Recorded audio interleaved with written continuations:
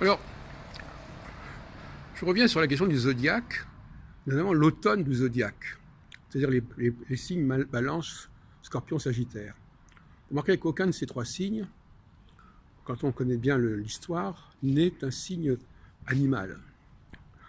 Parce que le scorpion, en réalité, comme l'a montré Alexandre Volgin dans son symbolisme de l'aigle, c'est jamais que l'archer, c'est l'homme scorpion, l'homme qui a des représentations babyloniennes, l'homme qui envoie son dard, et c'est pour ça qu'il est appelé archer. Le sagittaire, c'est aussi l'archer. Et la balance, c'est l'échelle du scorpion, et ce n'est pas non plus un signe animal. Alors d'où ça vient cette distorsion? Pourquoi distorsion?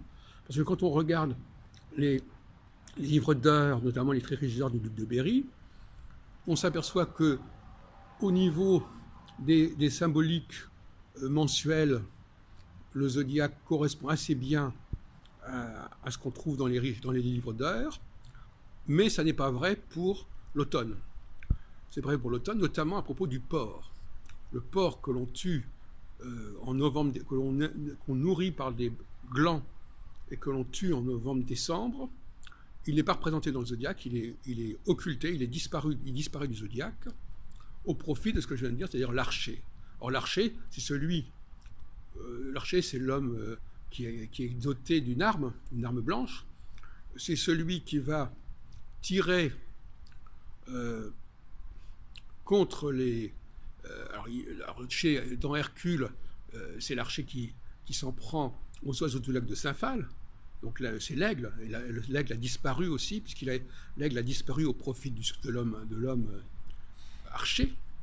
Et concernant le porc, eh bien le porc, normalement, il est crucifié par le boucher pour pouvoir tirer tout ce qu'on a à tirer de lui, de sa viande. Et donc là aussi, il disparaît au profit d'un autre archer. Alors, quelle est l'explication qu'on pourrait donner de cela? Eh bien, moi, je vois une explication sémitique, hébraïque. Un, parce que le porc est un tabou dans le monde sémitique, et donc on ne va pas le représenter. Et deux, la balance, parce que, en tout cas chez les Hébreux, la balance, c'est le mois, ça correspond au mois, au début de l'année, qui est suivi du jour du pardon. Le jour du pardon, c'est le jour du jugement.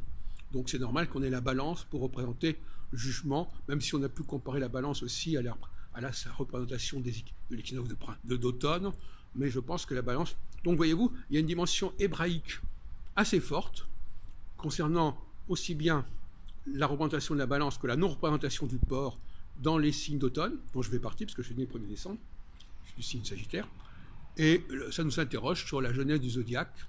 Alors j'en ai parlé avec Serge Bremorel.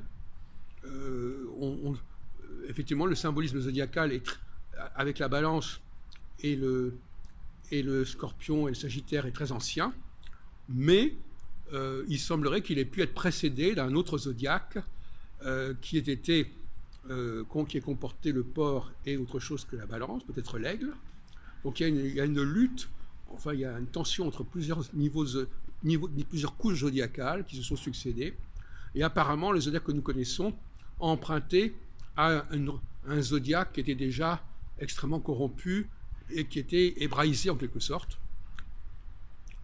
Ce qui n'a pas beaucoup d'importance, parce que de toute façon c'est un métalangage, ça n'a jamais été la base même de l'astrologie, contrairement à ce qu'on croit, le zodiaque c'est quelque chose de totalement marginal pour l'astrologie au niveau symbolique jusqu'à la fin du 19e siècle en réalité, sauf dans l'astrologie populaire des almanachs où on accordait plus d'importance à la symbolique zodiacale elle-même, on apprenait, j'ai même parlé notamment, j'ai même découvert un almanach des cultivateurs, je crois, paru sous la Révolution française, où on joue déjà sur la symbolique zodiacale, ce qui est assez normal, puisque le calendrier républicain est lui-même axé sur les saisons. Donc il faut situer cet almanach des laboureurs, dont j'ai d'ailleurs donné des extraits dans la collection Solar que j'ai dirigée en 1981-82, où vous trouverez des chapitres, des découpages extraits de cet almanach de cultivateur, où on voit bien qu'il y a déjà une symbolique zodiacale qui apparaît à ce moment-là, mais qui, encore une fois, donc il ne faut pas attendre le début du XXe siècle pour voir ce phénomène se produire, puisque déjà à la fin du XVIIIe siècle, il était déjà attesté.